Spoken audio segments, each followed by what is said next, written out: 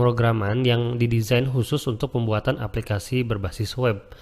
Maka setiap kali kita membuat aplikasi menggunakan PHP, hasil akhirnya dapat kita lihat langsung di browser, seperti yang sudah kita coba sebelumnya. Dengan demikian, kode program PHP itu bisa digabungkan atau dicampurkan dengan sintak HTML kita. Misalkan saya membuat dokumen HTML ya. Saya ketikkan doc. Nah, ini adalah shortcut yang disediakan oleh Sublime untuk membuat dokumen standar HTML. Doc.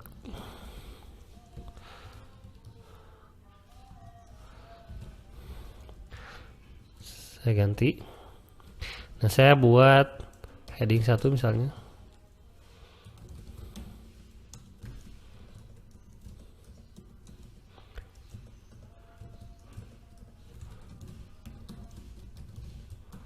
Nah, bila saya jalankan di browser, maka dia akan tampil juga.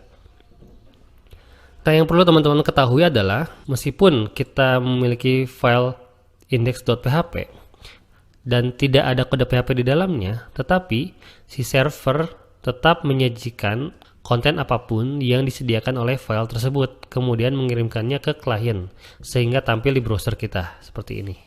Nah, bila kita ingin menambahkan kode PHP, kita cukup membuat tag PHP di bagian manapun kita inginkan. Misalkan di bagian atas kita tambahkan tag PHP.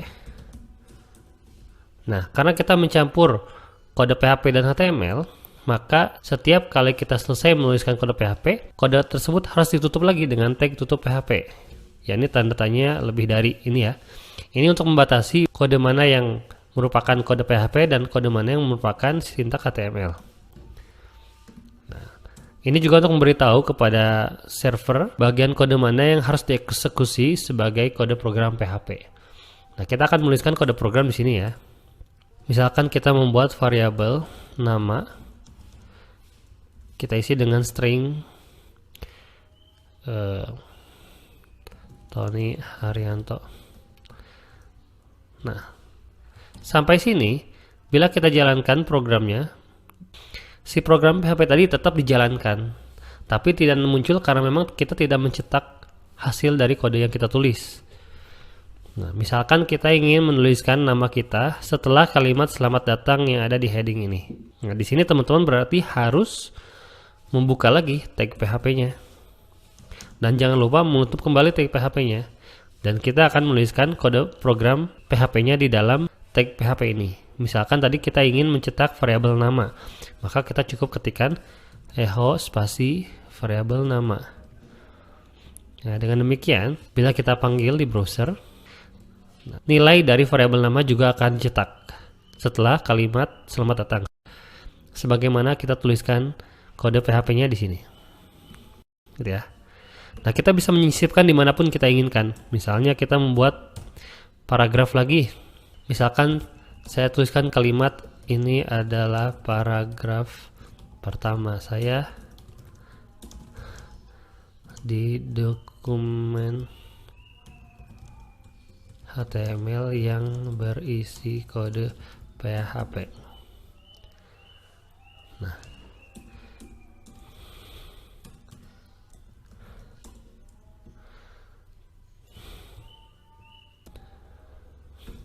misalkan kita buat variabel lain, alamat misalnya, Bandung, kemudian golongan darah B.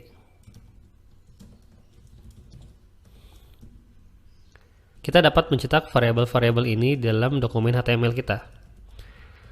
Misalkan kita buat H2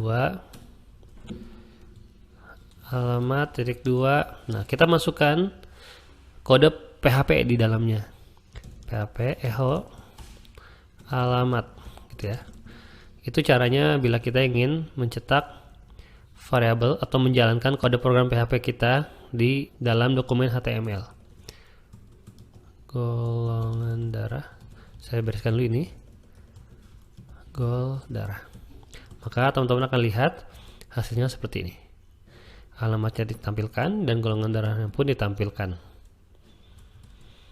Intinya, pastikan teman-teman selalu menuliskan kode program PHP di dalam tag PHP ya.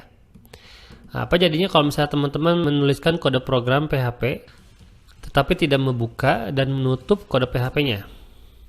Maka teman-teman akan lihat dia akan dianggap sebagai teks dari dokumen HTML biasa gitu. Karena kita tidak memberitahu kepada server bagian mana yang harus dijalankan sebagai kode PHP.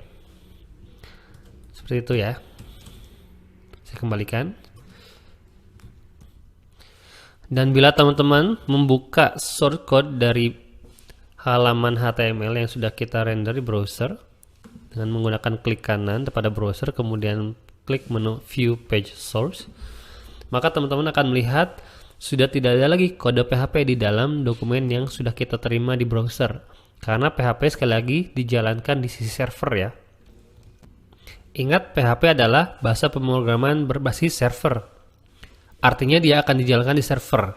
Adapun yang kita lihat di browser sekarang adalah hasil dari respon yang dikirim oleh server ke browser kita karena kita memanggil halaman dari server, gitu ya.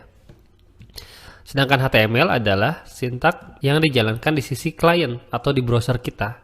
Sehingga ketika kita terima dokumen dari server sudah tidak ada lagi kode PHP. Ini sudah murni jadi HTML. Adapun kode-kode PHP yang tadi kita tuliskan, ini sudah dijalankan oleh PHP sehingga dia menjadi teks biasa ketika dikirim ke browser kita. Seperti itu.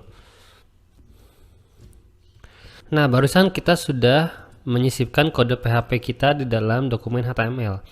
Hal sebaliknya pun dapat kita lakukan. Artinya kita dapat menyisipkan kode HTML di dalam kode PHP. Tapi ingat, dalam scope string ya. Misalkan saya bersihkan filenya, kemudian kita buat tag PHP baru.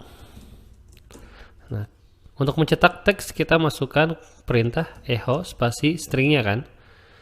Misalkan kita buat variabel nama, gitu ya, Tony Haryanto.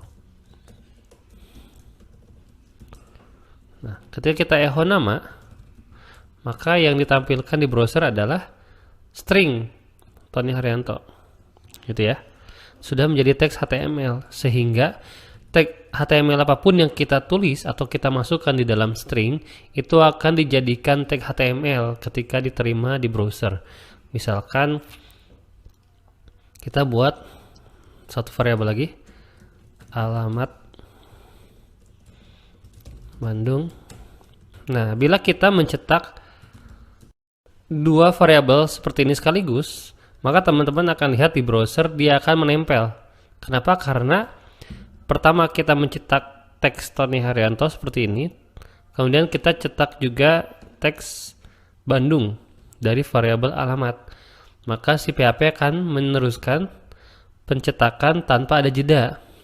Karena kita ingat yang sudah ditampilkan di browser adalah file HTML.